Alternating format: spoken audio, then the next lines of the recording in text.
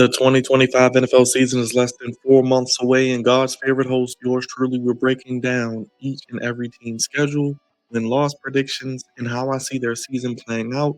Today, we're taking our shirts off, twisting it around our heads, spinning it like a helicopter for North Carolina, South Carolina, the Carolina stand up.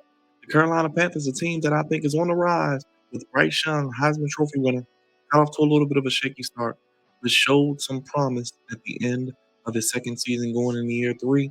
Under head coach Danny Canales, year two. Let's see what the Panthers do, but make sure you keep pounding and subscribe to the channel. Hit that thumbs up if you're new. It helps us out tremendously, pushes us to the recommended section. Hit that bell, blitz it to know when all of these videos and more drop right here on the Flex Zone, your home for professional sports and the NFL, as we break down each team's 2025 schedule. Carolina Panthers are a team that has not had a lot of recent success. They draft Bryce Young, give up a lot of trade picks to do so, lose DJ Moore, didn't get the return they expected on Bryce Young, but at the end of last year, Bryce Young, after getting bench returns, gets back to the Bryce Young I think he's capable of. You bring in Danny Canales, who helped revitalize the career of Baker Mayfield. I like him at head coach. He's an offensive mind. That's what you need in today's game.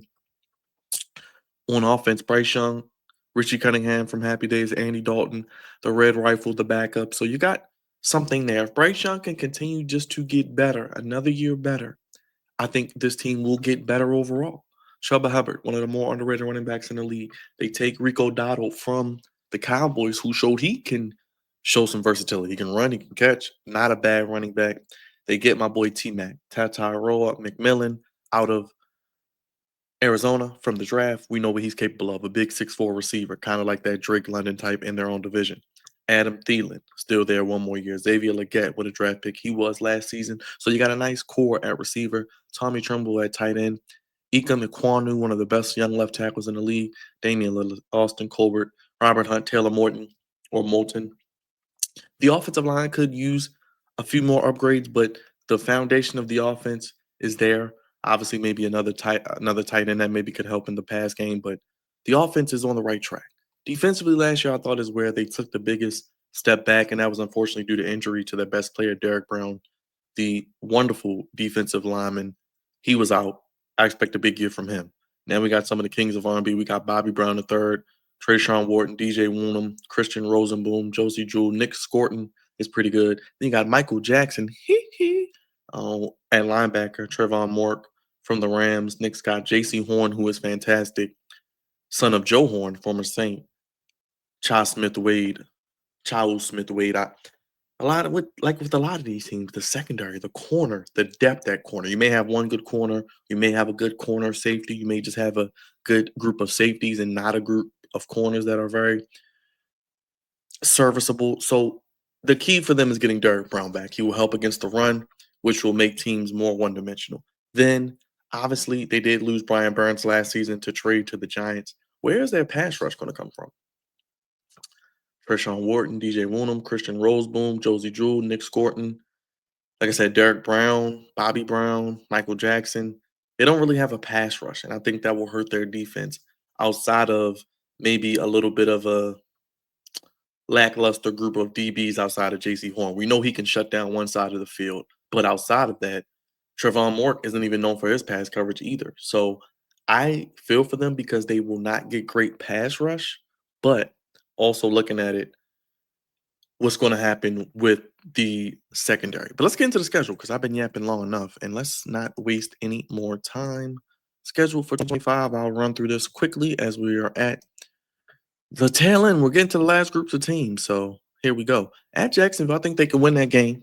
1 o'clock, September 14th. Then they go to Arizona. I think they lose that 1-1. Host Atlanta divisional game at home. I think that is a big early season statement win. Then you go to New England. I think you lose that 2-2. You go get home games against Miami and Dallas. I think you split those. You're 3-3 through 6. I think the Panthers and Panthers Nation, Panthers fans keep pounding. They would take 3-3. Then you go to New York. Could that be a loss? 3-4. Could you then beat Buffalo maybe and make a statement? You could. So I say 4-4 through 8, which I think Carolina Panthers fans will take. Then you go to Green Bay, 4-5, host New Orleans. You should win that 5-5. If you go to Atlanta and lose, you're 5-6. You go to San Francisco and lose, you're 5-7. Can you beat the Rams at home? Maybe 6-7. Then you got a week 14, a late bye week at New Orleans. I guess you're gonna win, maybe. But do you maybe wet the bid and maybe lose one? So I'm gonna say, ugh, this schedule is not easy. Then they got Tampa, Seattle, Tampa. So let's go back real quick. They can win at Jacksonville, Arizona, 1-1. 2-2 after Atlanta, New England. 3-3 after Miami and Dallas. 3-4. I'm gonna say 4-4 after 8. 4-5. 5-5 after the first 10. 5-6. 5-7. Ooh, could they maybe beat the Rams and go 6-7? That is a 1 p.m. game at home. Rams coming west to east. That's 9 a.m. for them. So I'll say 6-7. They got a week 14 bye at New Orleans. Could they win that? Get to 7-7? Then could they beat maybe Tampa and get to 8-7? Ugh. Then could they beat Seattle 9-7? Lose 9-8? Do they go 9-8 as well? Do they get 9 wins at Tampa? Ooh, 8 wins? Is that too many? Should I say 8 or not? I don't know if they'll get 9. I don't know if they'll get 9. That would be interesting to see if they get 9 because the question is,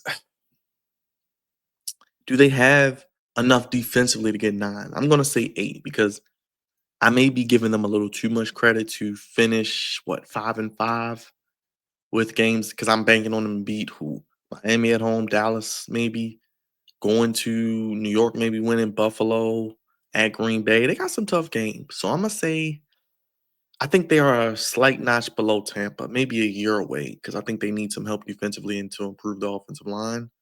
But could they be an 8-9 team instead of 9-8? I have Tampa at about 9 wins. Could Carolina get 8 and maybe flirt with 9 if they can flip a game or two?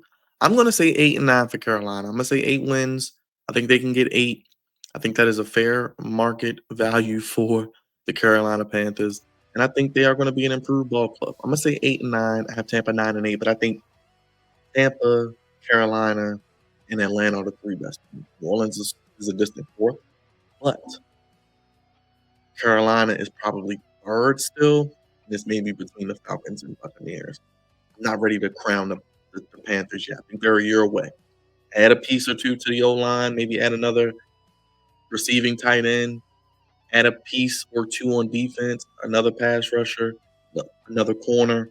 I think that could help out because you lost your Davian Clowney. They let him go, so you must have some faith in some of their young players. But they have a good young defense. I will say that a lot of guys that you may not know the name to, but having Derek Brown back will make them better.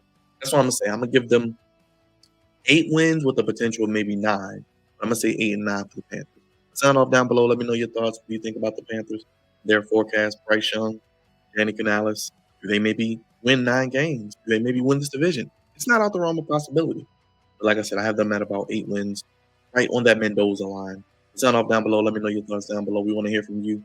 Comment your record prediction games you're looking forward to. We only have what, one primetime game I see. So thoughts about that, thoughts on the team. How do you feel about them moving forward? Is this their year or are they maybe a year or two away? Is Bryce Young the guy? Hit the like button, hit the bell. We'll hear from you. And we'd love to hear from you as we continue breaking down all 32 NFL franchises schedule and the win-loss predictions right here on the Play Zone podcast. We'll see you on the next one.